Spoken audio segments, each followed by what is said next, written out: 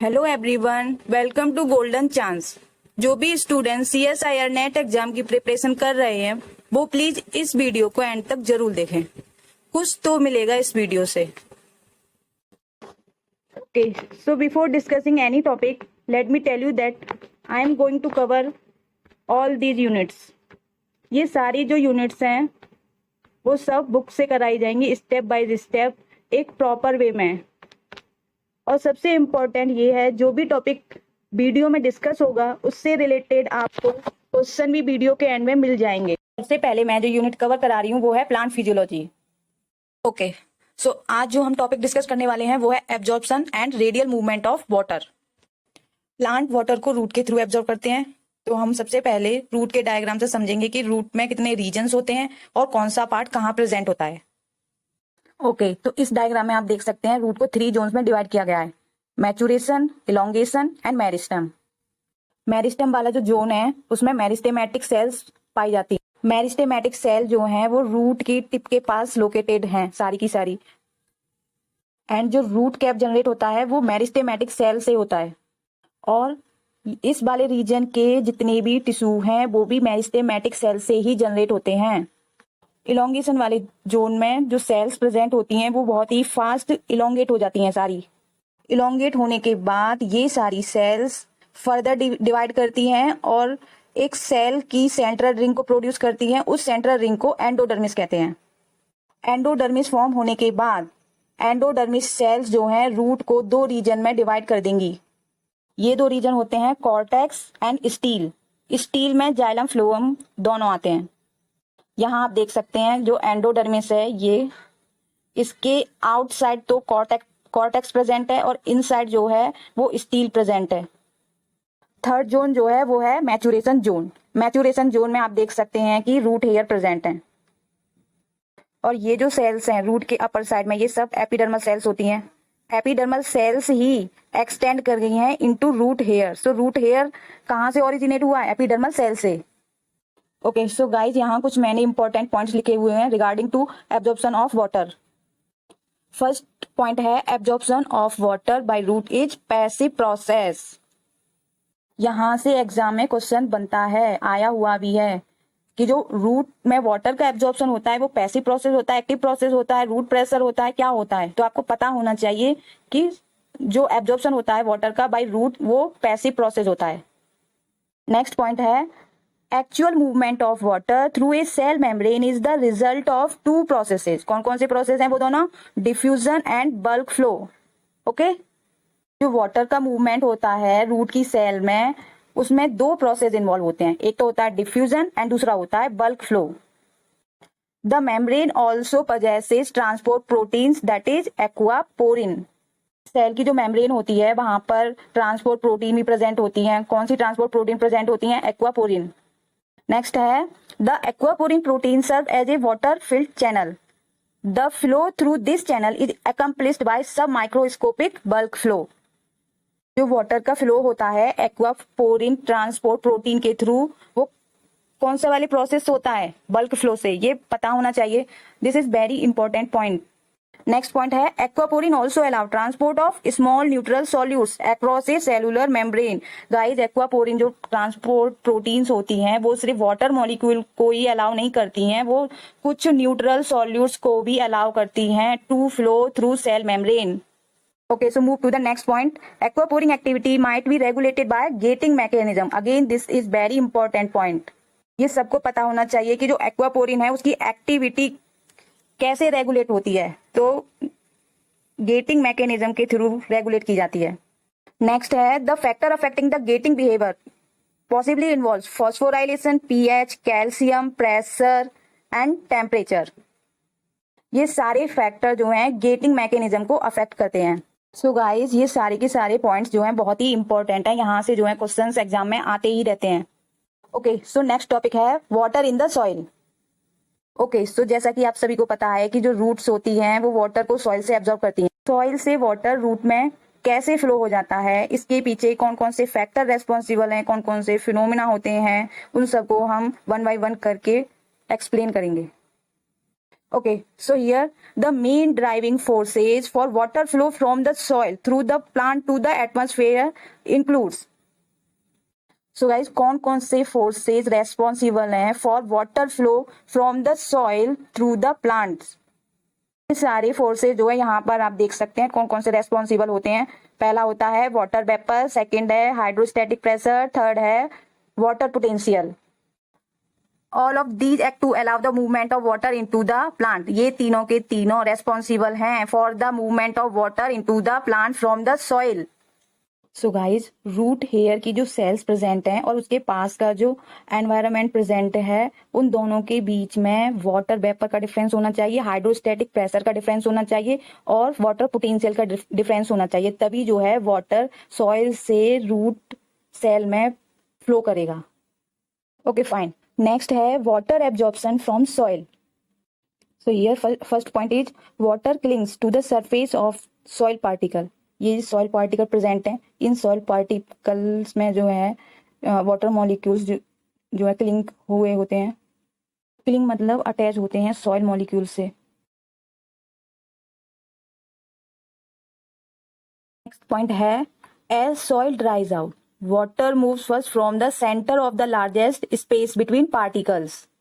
Means जो soil particle present हैं वहां पर वाटर की अवेलेबिलिटी कम होने लगती है. तो जो ज्यादा स्पेस जहां प्रेजेंट है सॉइल पार्टिकल के बीच में, उस वाले स्पेस से सबसे पहले वाटर फ्लो होता है टुवार्ड्स रूट हेयर.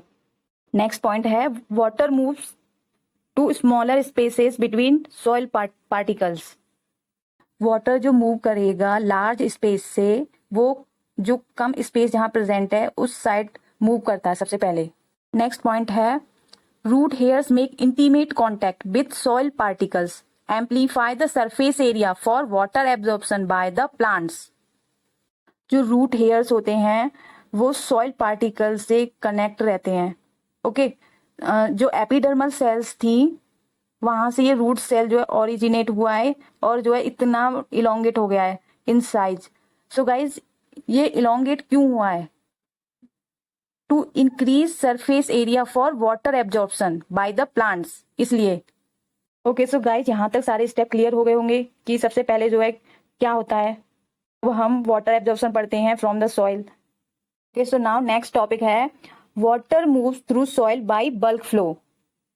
स्लाइड में हमने समझा था कि जो सॉइल पार्टिकल्स के बीच में लार्ज स्पेस जो प्रेजेंट होता है वहां से वाटर मॉलिक्यूल मूव करके स्मॉल स्पेस जहां प्रेजेंट होता है सॉइल पार्टिकल के बीच में वहां मूव कर जाते हैं और उन स्मॉल पार्टिकल से स्मॉल स्पेस में जो है रूट हेयर्स प्रेजेंट होते हैं जो कि डायरेक्ट कॉन्टेक्ट में रहते हैं to the water molecules.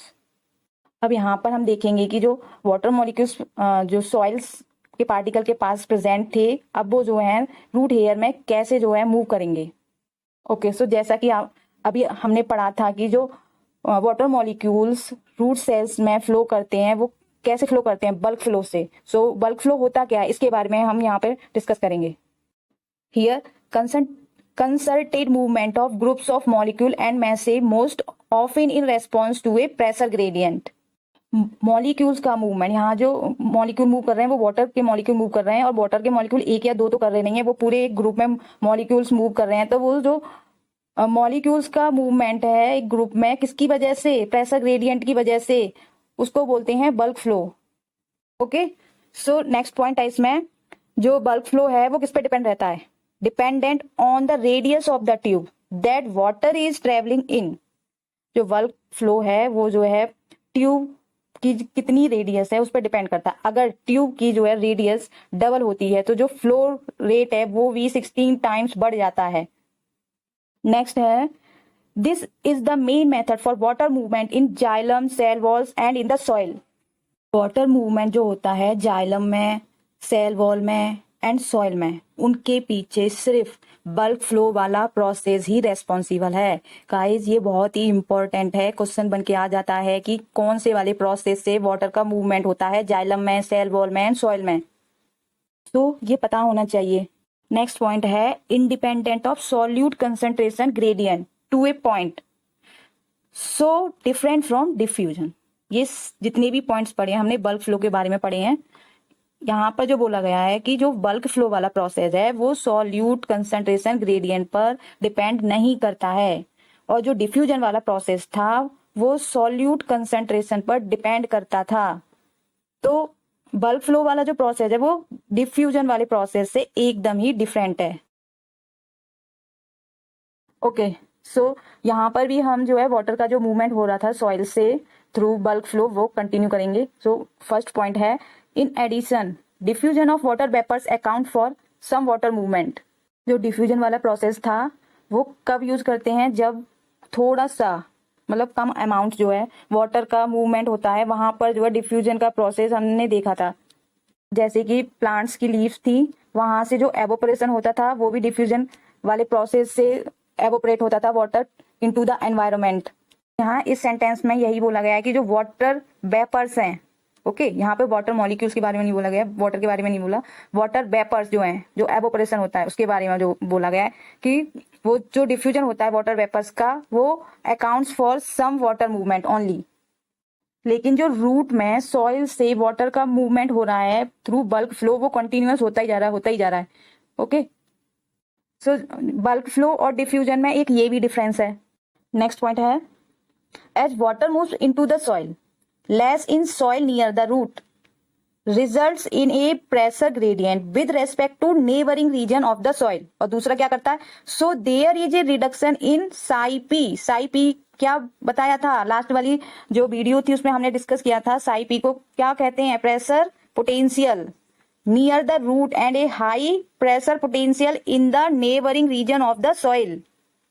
So guys आपको इस सेंटेंस से क्या समझ आया, ये जो लिखा हुआ है यहाँ पर, water moves into the root less in soil near the root means जो लार्ज स्पेस से वाटर मूव कर रहा था वो ज्यादा वाटर मूव रूट की साइड मूव करता है, और सब ज्यादा अमाउंट में रूट में मूव करता है तो उसका जो रिजल्ट है वो क्या निकलता है, वो प्रेशर ग्रेडियंट जो होती है with respect to neighbouring region of the soil उसमें चेंजेस आ जाते हैं। और दूसरा क्या होता है, जो वाटर प्रेशर होता है near the root and a higher water pressure in the neighbouring region of the soil. इन दोनों पॉइंट को हम इस डायग्राम से समझते हैं। गाइस ये जो रूट हेयर वाला जो रीजन है उसके पास जो सॉइल पार्टिकल प्रेजेंट है उसके पास आप देख रहे होंगे वाटर भी प्रेजेंट है ब्लू कलर का। ओके, तो ये जो वाटर था यहाँ जो प्रेजेंट था ये वाटर जो है रूट हेयर में फ्लो हो गया। ओके, अब जब यहाँ से सारे मॉलिक्यूल्स वाटर के रूट हेयर की साइड चले जाएंगे तो यहाँ पर वाटर मॉलिक्यूल्स प्रेजेंट नहीं होंगे, एब्सेंट होंगे।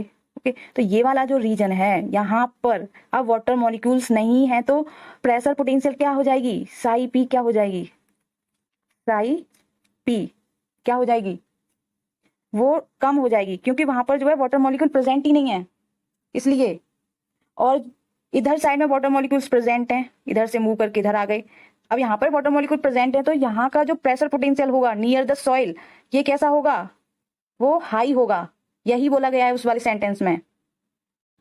यहाँ पर इस सेंटेंस में बोला गया है कि जो रूट के नियर वाला एरिया था वहां प्रेशर पोटेंशियल कम हो गया। ओके, और जो प्रेशर पोटेंशियल सॉइल के पास था वो वहां पर ज्यादा हो गया। अब क्यों ज्यादा हो गया अभी मैंने बता दिया डायग्राम से, आई होप आप लोगों को समझ आ गया होगा। So now move to the next point. Water-filled pore spaces in soil are interconnected. Water moves to root surface by bulk flow down the pressure gradient. इस वाले सेंटेंस को भी हम जो है डायग्राम से समझते हैं। So आप देख सकते हैं कि जो वाटर मॉलिक्यूल्स हैं ये जो वाटर फिल है वो पूरे एरिया में वो एक दूसरे से कनेक्टेड है सारे मॉलिक्यूल्स। ओके, तो जैसे ही यहाँ से इस वाले रीजन से वाटर मॉलिक्यूल रूट हेयर में एंटर कर गए तो यहाँ का जो प्रेशर पोटेंशियल था वो कम हो गया था, लेकिन इस वाले रीजन का जो है वाटर पोटेंशियल प्रेशर पोटेंशियल जो है वो बहुत ही ज्यादा होता है। अब यहाँ पर प्रेशर जो है ज्यादा है तो वो क्या करेगा, आगे को पुश करेगा वाटर मॉलिक्यूल को जाने के लिए, ऐसे ही यहाँ तक मूव कर जाएगा। और फिर से जो है इस वाले रीजन का गाइस, इस वाले रीजन में जब वाटर मॉलिक्यूल मूव कर गए तो यहाँ का जो प्रेशर पोटेंशियल था वो हाई हो गया रूट के अंदर, लेकिन जो रूट से अटैच्ड सेल है ये वाली सेल, तो यहाँ का जो प्रेशर पोटेंशियल होगा अब यहाँ तक मॉलिक्यूल्स नहीं पहुंचे, यहाँ पे वाटर मॉलिक्यूल्स प्रेजेंट नहीं है, तो यहाँ का प्रेशर पोटेंशियल कम होगा। इस वाले रीजन का रूट हेयर का प्रेशर पोटेंशियल ज्यादा था, तो प्रेशर जो है इधर की साइड जो है इसको पुश करेगा, तो ये इस वाली सेल में आ जाएगा। जब ये यहाँ से इधर साइड में मूव कर गया, इस वाली साइड मूव कर गया वाटर मॉलिक्यूल्स, तो यहाँ का प्रेशर पोटेंशियल क्या हो गया, फिर से कम हो गया। और यहाँ से जो वाटर मॉलिक्यूल्स थे अब फिर से यहाँ मूव कर गए। इस वाले रीजन का जो रूट हेयर के पास प्रेजेंट है वो वाले रीजन का प्रेशर पोटेंशियल फिर से हाई हो गया, यहाँ का लो हो गया, यहाँ का हाई हो गया। अब ये किधर मूव करेगा, रूट हेयर की साइड। ओके, तो ये वाला जो फिनोमेना है ऐसे ही चलता रहेगा, और इस तरीके से जो है वाटर मॉलिक्यूल्स रूट सेल में मूव कर जाते हैं। सो नेक्स्ट है, as water moves from soil into root the space is fill with air. तो जो वाटर प्रेजेंट था बिटवीन द सॉइल पार्टिकल, उनके बीच में जो है एयर फिल हो जाती है। एयर फिल हो जाती है तो उसकी वजह से क्या होता है, जो फ्लो ऑफ वाटर है वो रिड्यूस हो जाता है। ओके, नेक्स्ट है permanent wilting point. At this point the water potential को हम साई डब्ल्यू, सिर्फ साई से भी रिप्रेजेंट करते हैं और साई डब्ल्यू से भी रिप्रेजेंट कर सकते हैं। Water potential in soil is so low that plants can not regain turgor pressure, इसको बोलते हैं परमानेंट बिल्टिंग पॉइंट। यहाँ पे दे रखा है, there is not enough of a pressure gradient for water to flow to the roots from the soil. Second है, this varies with plant species. जो परमानेंट बिल्टिंग पॉइंट है वो जो है सभी प्लांट्स के लिए एक ही नहीं होता है, वो स्पेसीज पर डिपेंड करता है। So guys, permanent wilting point से क्या समझे, एक ऐसा पॉइंट जब वाटर पोटेंशियल जो होती है सॉइल की, वाटर पोटेंशियल से क्या समझा था हमने लास्ट वीडियो में, जहां पर नंबर ऑफ वाटर मॉलिक्यूल्स ज्यादा होते हैं उसको बोलते थे वाटर पोटेंशियल। ओके, सो जो सॉइल में वाटर पोटेंशियल है वो बहुत ही कम है, बहुत ही कम है, मतलब वाटर के जो मॉलिक्यूल्स हैं वो प्रेजेंट ही नहीं है वहां पर। तो जो प्लांट्स है can not regain turgor pressure generate ही नहीं होगा वहां पर। जब प्रेशर जनरेट नहीं होगा तो वाटर का मूवमेंट होगा ही नहीं। तो इस पॉइंट पर जो प्लांट्स होते हैं वो परमानेंट बिल्टिंग में चले जाते हैं, एकदम मुरझा जाते हैं। उसके बाद वो फिर से अगर वाटर वहां पर अवेलेबल भी हो गया ना, उसको वाटर प्रोवाइड भी करा दिया प्लांट को, तो वो जो है दोबारा से टर्गर प्रेशर रीगेन नहीं कर सकते। इसी पॉइंट को बोलते हैं permanent wilting point. I hope ये वाला पॉइंट सबको क्लियर हो गया होगा अच्छे से। Now move to the next topic, water absorption by roots. Okay, so water uptake in the roots. Guys, अभी तक जो हमने पढ़ा था वो पढ़ा था कि सॉइल से रूट हेयर तक वाटर कैसे फ्लो हुआ। अब जो हम पढ़ेंगे वो पढ़ेंगे कि ये पूरा ही डायग्राम जो है रूट का है, तो रूट में नेक्स्ट जो है कैसे फ्लो होगा water. Okay, so here first point है, root hair increases surface area of root to maximise water absorption. ये पहले भी समझ लिया। Next, from the epidermis to the endodermis there are 3 pathway in which water can flow. From epidermis, ये वाला जो reason है, ये वाली जो आप देख रहे हैं सेल, ये एपिडर्मिस है। From epidermis to the endodermis, ये जो रेड कलर की रिंग है ये एंडोडर्मिस है। तो ये इस बीच में जो फ्लो हो रहा है वाटर का वो कैसे मूव हो रहा है। ओके, एंडोडर्मिस तक जो वाटर फ्लो होगा वो 3 पाथवे के जरिए फ्लो होगा। यहाँ तक जो है ये कौन कौन से 3 पाथवे हैं, 1 बाय 1 करके डिस्कस करेंगे। पहला है एपोप्लास्ट पाथवे। एपोप्लास्ट पाथवे क्या होता है, water moves exclusively through cell walls without crossing any membrane. Here apoplast is continuous system of cell walls and intercellular air space in plants tissue. ये जो apoplast का पूरा जो है लाइंस दे रखी हैं, इसको हम नेक्स्ट डायग्राम से समझते हैं। ओके, सो यहाँ इस डायग्राम में आप देख सकते हैं जो ब्लू कलर से शो किया गया है वो एपोप्लास्ट पाथवे शो किया गया है। हियर जो वाटर का मूवमेंट हो रहा है वो सिर्फ सेल वॉल में हो रहा है, सेल के अंदर मूव नहीं किया एपोप्लास्ट पाथवे में। ओके, सो आप ये एरो से भी देख सकते हैं, ये ब्लू वाला जो है वो जो है सिर्फ सेल वॉल में ही फ्लो हो रहा है वाटर। यहाँ पर भी इस सेंटेंस में यही बताया गया है कि जो वाटर मूव करता है वो सेल वॉल के थ्रू मूव करता है without crossing any membrane. Okay, तो इस वाले पाथवे को बोलते हैं एपोप्लास्ट पाथवे। नेक्स्ट पाथवे है symplast pathway. Water travels from one cell to the next by plasmodesmata. यहाँ पर ये जो कलर है येलो सा, इसको सिम्प्लास्ट पाथवे से शो किया गया है। तो आप देख सकते हैं कि सिम्प्लास्ट पाथवे में जो वाटर मूव कर रहा है वो इनसाइड सेल कर रहा है, और एरो से पता चल रहा है कि वो सेल टू सेल मूव कर रहा है। सेल टू सेल जो है दूसरी सेल में जो वाटर मॉलिक्यूल मूव कर रहे हैं वो एक जंक्शन के थ्रू पास हो रहे हैं जिसको बोलते हैं प्लाज्मोडेस्माटा। ओके, सो जिन स्टूडेंट को एपोप्लास्ट और सिम्प्लास्ट पाथवे में थोड़ा कंफ्यूजन रहता है, मतलब भूल जाते हैं कि सिम्प्लास्ट में जो है वाटर मूव करता है वो सेल वॉल के थ्रू करता था या फिर सेल टू सेल करता था, तो उनके लिए मैं एक ट्रिक बता देती हूँ। तो आप सपोज कीजिए ये एक सेल है, ओके, तो आपने जो है वो वाला प्रोसेस सुना होगा सिंगेमी। सिंगेमी क्या होता था? Fusion of male and female gamete, okay, तो उससे मिलता जुलता सिंगेमी से मिलता जुलता जो है सिम्प्लास्ट नाम है। तो सिंगेमी क्या हो रहा होता है, जो एग होता है उसको, उस एग को स्पर्म जो है फ्यूज कर देता है, ओके, तो मतलब अंदर जाएगा तभी तो फ्यूज करेगा, मींस सिम्प्लास्ट पाथवे जो है क्या होगा, उसमें जो वाटर मूवमेंट होता है वो सेल टू सेल होता है, पहले वो सेल में जाएगा फिर दूसरे सेल में जाएगा फिर दूसरे सेल में जाएगा, ओके, तो ये एक ट्रिक थी। सो गाइज इस ट्रिक से अब आई होप आपको जो हमेशा याद रहे कि सिम्प्लास्ट पाथवे क्या होता था, अब जो है कंफ्यूजन नहीं होगा, ओके। नेक्स्ट जो पाथवे है वो है ट्रांस मेम्ब्रेन पाथवे। ये नाम से ही पता चल रहा है कि जो है मेम्ब्रेन के थ्रू जो है वाटर मॉलिक्यूल मूव कर रहे होंगे। Water sequentially enters a cell on one side, exist the cell on the other side, enter the next cell and so on. Plasma membrane जो होती है वो डबल लेयर जो होती है वो इधर साइड जब वाटर मॉलिक्यूल एंटर करेगा यहाँ से फर्स्ट वाली साइड से और दूसरी वाली साइड में एंटर कर जाएगा, यहाँ से मूव करते हुए वो दूसरी वाली साइड में एंटर कर जाएगा, इसी को बोलते हैं ट्रांस मेम्ब्रेन पाथवे।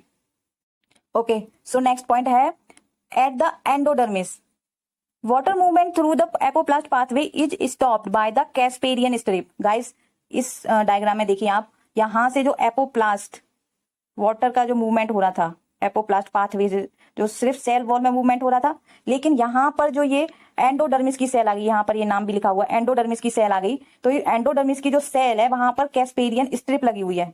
ये अब ये जो कैस्पेरियन स्ट्रिप है, ये जो एपोप्लास्ट वाला जो मूवमेंट हो रहा था इसको आगे जो है मूव नहीं करने देगी, यहाँ से जो है ये रोक देगी। तो अब जो वाटर है अब वो किस साइड मूव करेगा, आप एरो देख सकते हैं कि जो वाटर है वो अब सेल के अंदर चला गया, मतलब जो सिम्प्लास्ट वाली कंडीशन थी उस वाली कंडीशन में आ गया। तो यहाँ से एक क्वेश्चन बनता है कि एंडोडर्मिस में जो है कौन से वाले पाथवे से वाटर मूव करते हैं, तो सिम्प्लास्ट वाले पाथवे से वाटर मूव होगा सिर्फ एंडोडर्मिस में।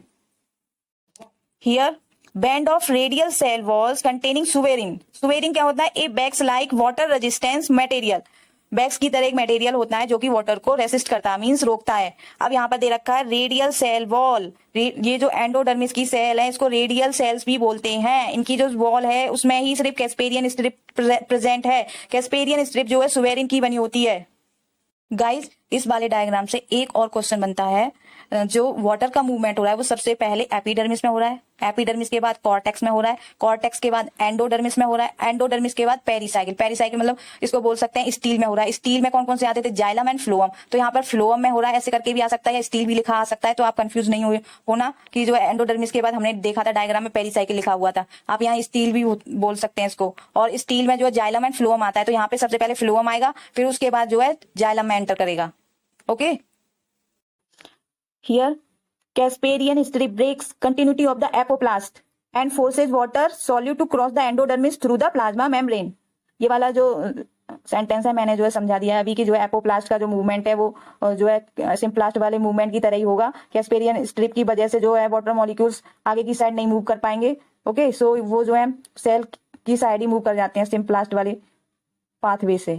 Okay, so all water movement across the endodermis occur through the symplast. ये मैं बता चुकी हूँ अभी। ओके, सो गाइस वाटर जो है जाइलम तक मूव कर चुका है। अब देखते हैं जाइलम से आगे कैसे मूव करेगा। Okay, so here water transport through xylem. Okay, so यहाँ पर फर्स्ट पॉइंट लिखा हुआ है compared with water movement across root tissue xylem is a simple pathway of flow of low resistance. Okay, तो जितना भी अभी तक हमने मूवमेंट पढ़ा था उसमें से सबसे ज्यादा जो सिंपल पाथवे है वो जाइलम का है। Here consist of two types of tracheary element. जो जाइलम होता है वो दो तरह के ट्रैकियरी एलिमेंट से बना होता है। पहला है ट्रैकीड्स, दूसरा है vessel elements. Only found in angiosperms and some ferns. Vessel elements जो हैं वो सभी प्लांट स्पीसीज में नहीं मिलते हैं, वो सिर्फ एंजियोस्पर्म में और कुछ फर्न्स में ही पाए जाते हैं। ओके, सो यहाँ पर जो लिखा हुआ है सम फर्न, फर्न किस फाइला से बिलोंग करता है? जिम्नोस्पर्म से। तो अगर ऑप्शन में एंजियोस्पर्म सम जिम्नोस्पर्म आए तो वो ऑप्शन भी करेक्ट होगा। ओके, नेक्स्ट पॉइंट है maturation of both these elements involves the death of the cell, they have no organelles और मेम्ब्रेन। ये दोनों जो एलिमेंट्स हैं वो डेड सेल्स होती हैं। जब ग्रो करती है तब तो वो लिविंग सेल्स होती हैं, लेकिन जब मैच्योर हो जाती हैं तो वो कैसी हो जाती हैं? Dead cells. और इन दोनों एलिमेंट्स में जो है कोई ऑर्गेनेल्स भी प्रेजेंट नहीं होता और ना ही मेम्ब्रेन होती है। ओके, नेक्स्ट है water can move with very little resistance. Xylem में जो वाटर मूव करता है वहां पर वाटर जो है इजीली मूव कर सकता है, वहां कोई रुकावट नहीं होती है जाइलम के अंदर। ओके, सो ट्रैकिड्स के बारे में थोड़ा पढ़ते हैं, क्या है उसके बारे में। ट्रैकिड्स क्या होते हैं? Elongated spindle shaped cells arranged in overlapping vertical files. Okay, ये स्पिंडल शेप की सेल होती है। इस टाइप की सेल को जो है स्पिंडल शेप कहते हैं। ये जो लंबी लंबी शेप होती है उस शेप को क्या क्या बोलते हैं? Spindle shape. ओके, यहाँ लिखा हुआ है water flows between them by pits areas with no secondary walls and thin porous primary walls. Means ये जो ट्रैकिड्स होते हैं उनमें जो है पिट्स पाए जाते हैं। पिट वाले एरिया में जो है सेकेंडरी वॉल प्रेजेंट नहीं होती है और ये जो पिट्स होते हैं बहुत ही थिन पोरस प्राइमरी वॉल्स होती हैं।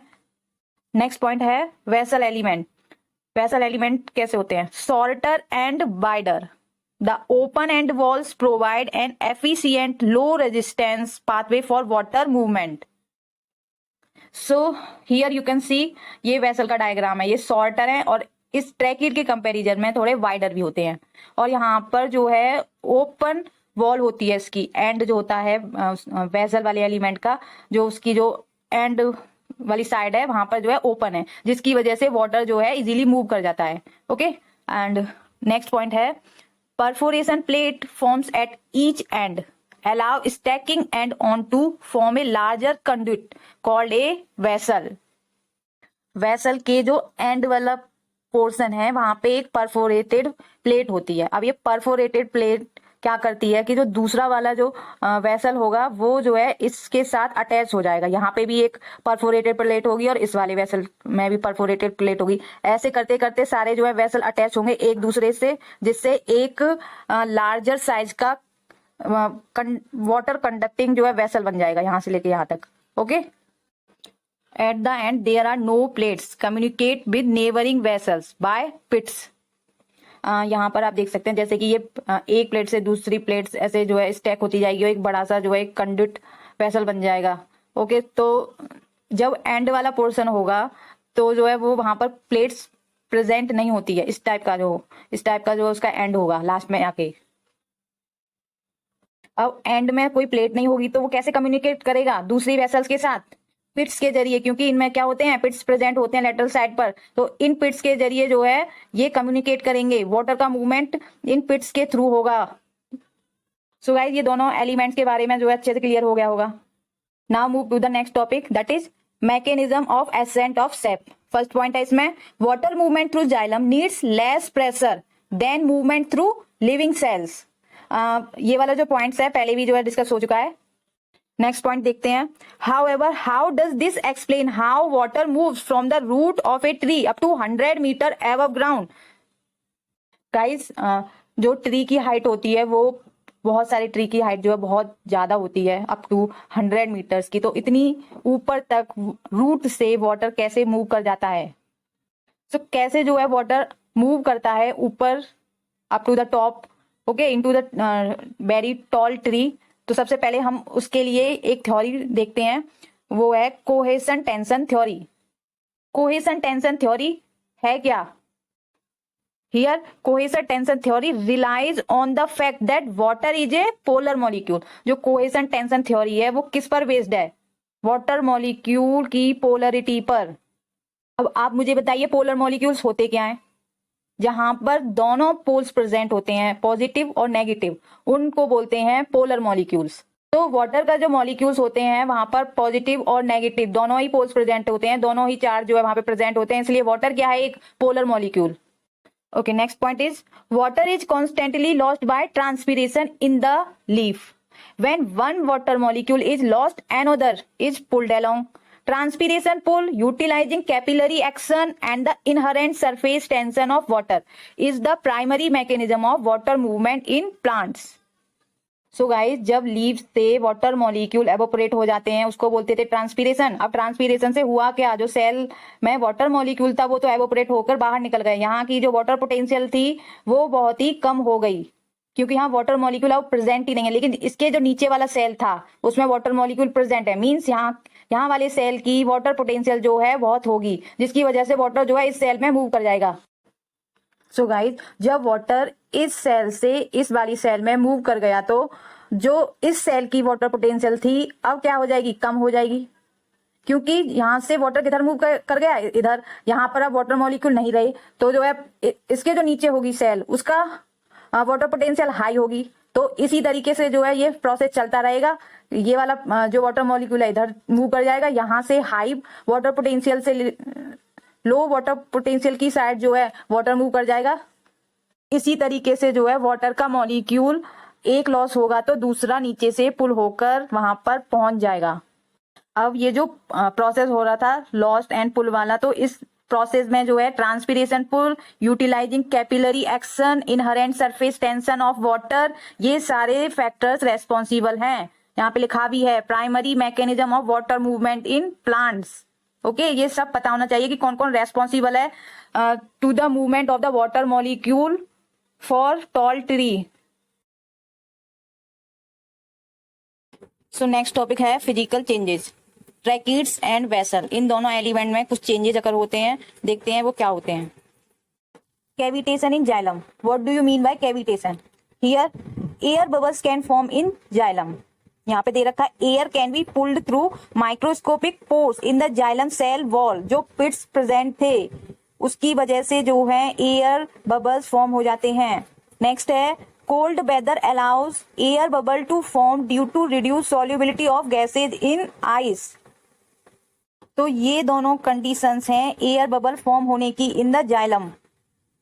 सो गाइस, जब जाइलम के अंदर एयर बबल फॉर्म हो जाएगा तो उससे क्या होगा, यहाँ पर दे रखा है once a gas bubble has form it will expand. एक बार अगर गैस बबल फॉर्म हो गया छोटा सा तो ये बहुत बड़ा हो जाता है, क्योंकि as gases can not resist tensile forces. क्योंकि जो गैसेज होती है उनकी प्रॉपर्टीज होती है, उनके अंदर कोई टेंसाइल फोर्स रेसिस्ट नहीं करता है। मींस जो रबर होती हैं, जैसे टेंसाइल फोर्स होता क्या, ये रबर होती है, इसको स्ट्रेच करेंगे तो ये बहुत लंबी हो जाएगी। ओके, लेकिन इसको और स्ट्रेच करेंगे तो ये टूट जाएगी। बट गैसेज के केस में ऐसा कुछ नहीं होता है। गैसेज क्या होती हैं, वो एक बार हो जाए, थोड़ा सा बन जाए बबल, वो बहुत ही बड़ा फॉर्म हो जाता है। फिर उसके बाद जो है गैस के बबल का एक्सपेंड होना ही क्या कहलाता है, cavitation. Okay, plant minimize the consequences of xylem cavitation. Xylem के अंदर जो कैविटेशन हो गया है अब वो मिनिमाइज कैसे होगा, कैसे एलिमिनेट करेंगे हम उसको, तो हम आगे देखते हैं कि कैसे जो है एयर गैस का जो बबल फॉर्म हुआ था वो कैसे एलिमिनेट होगा। So here at night xylem water pressure increases and gases may simply dissolve back into the solution in the xylem. Night के टाइम में ट्रांसपीरेशन वाला प्रोसेस तो होगा नहीं, तो क्या होता है कि जो जाइलम में वाटर मॉलिक्यूल प्रेजेंट रहते हैं, जिसकी वजह से क्या होता है प्रेशर वहां पर एक्सर्ट होगा और उस प्रेशर की वजह से जो गैस का बबल फॉर्म हुआ है वो गैस जो है डिजोल्व हो जाएंगी into the solution. Next point is many plant have secondary growth in which new xylem forms each year. New xylem become functional before old xylem stop functioning. तो guys, बहुत से ऐसे प्लांट होते हैं जिनमें जो है सेकेंडरी ग्रोथ जब होती है तो न्यू जाइलम फॉर्म हो जाते हैं। ठीक है, कैविटेशन की वजह से अगर जाइलम जो है फंक्शन करना स्टॉप भी कर देती है तो जाइलम का जो फंक्शन है, जो न्यू जाइलम बनी है, वो परफॉर्म करेंगी। Such breaks in the water column are not unusual. जो जाइलम में वाटर फ्लो हो रहा था, जो कंटिन्यूटी थी वाटर फ्लो होने की जाइलम में, वो क्या हो गई, ब्रेक हो गई। सो अब ये जो प्रॉब्लम हुई है, जो गैस बबल ने जो कंटिन्यूटी वाटर फ्लो की रोक दी है, अब वो कैसे दूर होगी? तो उसके है ना बहुत सारे सेवरल मीन्स हैं, बहुत सारे वे हैं दूर होने के। जैसे यहाँ है gas bubbles can not easily pass through the small pores of the pit. दूसरा है xylem are interconnected so one gas bubble does not completely stop water flow. बहुत सारे जाइलम जो है इंटरकनेक्टेड रहते हैं, अगर एक जाइलम में गैस बबल फॉर्म भी हो जाता है तो जो गैस वाटर का फ्लो हो रहा था वो स्टॉप नहीं होगा पूरी तरीके से। प्लांट के पार्ट को जो है वाटर फिर भी मिलता रहेगा। ओके, सो नेक्स्ट पॉइंट है water can detour blocked point by moving through neighbouring connected vessel. इस लाइंस का मतलब है कि जो यहाँ पर अगर वाटर गैस बबल बन भी गया है तो यहाँ पर बहुत सारे पिट्स होते हैं और इसके पास एक और वेसल लगा होगा, तो उन पिट्स के वाटर के क्या करेगा, इन पिट्स के थ्रू वो नेक्स्ट वाली वेसल में पास हो जाएगा, इसको जो है इग्नोर कर देगा। ओके, ब्लॉक्ड वाले एरिया को जो है डिटोर कर देगा और इस तरह से जो है कंटिन्यूटी थी वाटर फ्लो की वो बनी रहेगी। नेक्स्ट पॉइंट है the tension needed to pull water through the xylem are the result of evaporation of water from leaves. जो टेंशन जनरेट होती थी ट्रांसपीरेशन की वजह से, वाटर मॉलिक्यूल जब एवोपरेट हो जाते थे तो वहां पर एक प्रेशर जनरेट हो जाता था, वाटर पोटेंशियल जो है बहुत ही कम हो जाती थी, जिसकी वजह से जो है लॉस एंड पुल वाला जो हमने वहां पे समझा था कोहेशन टेंशन थ्योरी, उसकी वजह से जो है वाटर अपवर्ड डायरेक्शन में मूव करके लीव्स तक पहुंच जाता है। ओके, नेक्स्ट है water is brought to leaves by xylem of leaf vascular bundle which branches into veins in the leaves. ये इस लीव में देख रहे होंगे, ये जो है वेन्स हैं इस टाइप से। अब ये वेन्स होती क्या है, ये तो जाइलम होते हैं, ये लीव्स में आते ही वेन्स की फॉर्म में चेंज हो गए। नेक्स्ट पॉइंट है from the xylem water is drawn into the cell of the leaves. ये वेन्स है, वेन्स कैसे बनी, ये जाइलम की फॉर्म है। ओके, तो इस जाइलम से ये जो लीव्स के सेल्स हैं ये सारे वो जो है वाटर गेन कर लेंगे। Now move to the next point transpiration pull. Transpiration pull क्या होता है, which causes water to move up the xylem begin in the cell wall of the leaf cells। Transpiration pull जो है एक तरह का फोर्स है जो कि रेस्पॉन्सिबल है वाटर के मूवमेंट को। लेकिन सबसे इंपॉर्टेंट बात यही है कि जो ट्रांसपीरेशन पुल ये वाला जो फोर्स अप्लाई होता है वो कहाँ होता है, वो जाइलम की जो सेल वॉल होती है, cell wall of leaf cells, वहां जनरेट होता है ये वाला। तो हमें जो है यहीं पर ये याद रखना है कि जो है ट्रांसपीरेशन पुल कहाँ जनरेट होता है। नेक्स्ट पॉइंट है cell wall act as a capillary which soaked with water. तो यहाँ पर ये सेल वॉल देख रहे हैं आप, हियर सेल वॉल जो है वाटर मॉलिक्यूल यहाँ प्रेजेंट है, तो वो है हमेशा ही सेल वाटर मॉलिक्यूल से अटैच रहती है, हमेशा ही उसमें जो है डिप रहती है। ओके, सोक्ड रहती है वाटर में।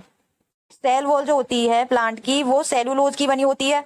अब सेलुलोज की बनी होती है तो वाटर मॉलिक्यूल जो है उससे इजीली चिपक जाते हैं, एडर हो जाते हैं। नेक्स्ट पॉइंट में यही है water adheres to cellulose and other hydrophilic wall components. Next point is mesophyll cells within leaf are in direct contact with atmosphere by all the air spaces in the leaves। Mesophyll cell कहाँ present होती है, leaves में, और mesophyll जो cell होती है वो direct contact में होती है एटमॉस्फेयर के, जिसकी वजह से वहां से जो है वाटर मॉलिक्यूल इजीली एवोपरेट हो जाता है। नेक्स्ट पॉइंट है so negative pressure exist in leaves cause surface tension on the water. Guys, जब लीव से वाटर एवोपरेट हो जाएगा तो वहां पर एक नेगेटिव प्रेशर एग्जिस्ट हो जाएगा। इस प्रेशर की वजह से वहां पर एक टेंशन जनरेट हो जाती है, सरफेस टेंशन जनरेट हो जाती है on water molecules. As more water is lost to the atmosphere the remaining water is drawn into the cell wall. यहाँ से जो है वाटर अंदर जो प्रेजेंट था वो सारा एवोपरेट हो गया। अब जो सेल वॉल के में जो वाटर होगा बचा हुआ वाटर, अब वो क्या होगा, अब वो अंदर की साइड मूव कर जाएगा। वाटर मॉलिक्यूल जब सेल वॉल से सेल के अंदर मूव कर जाएंगे तब सेल वॉल पर क्या प्रेशर जनरेट हो जाएगा, ये नेक्स्ट पॉइंट पर लिखा हुआ है यहाँ पर। As more water is removed from the cell wall the pressure of the water becomes more negative. क्योंकि वहां पर वाटर मॉलिक्यूल नहीं होंगे, तो जब वाटर मॉलिक्यूल नहीं होते हैं तो वहां का जो प्रेशर है वो नेगेटिव में चला जाता है। नेगेटिव में चला जाएगा तो क्या होता है इससे, this induces a motive force to pull water up the xylem. Guys, यहाँ से जो है क्वेश्चन भी पूछा जाता है कि लीव्स में एवोपरेशन की वजह से जो प्रेशर जनरेट होता है वो मोर नेगेटिव होता है या लीस्ट नेगेटिव होता है, ये आपको पता होना चाहिए। ओके सो गाइस, आपने देखा कि सॉइल से लीव्स तक कैसे जो है वाटर मूव करता है। ये पूरी वीडियो जो है आज बहुत लेंथी हो गई है, इसलिए मैंने इससे रिलेटेड क्वेश्चंस इस वीडियो में ऐड नहीं किए हैं, लेकिन जो नेक्स्ट वीडियो आएगी उसमें हम जो है इससे रिलेटेड कुछ क्वेश्चंस को करेंगे। Okay, thank you for watching my video.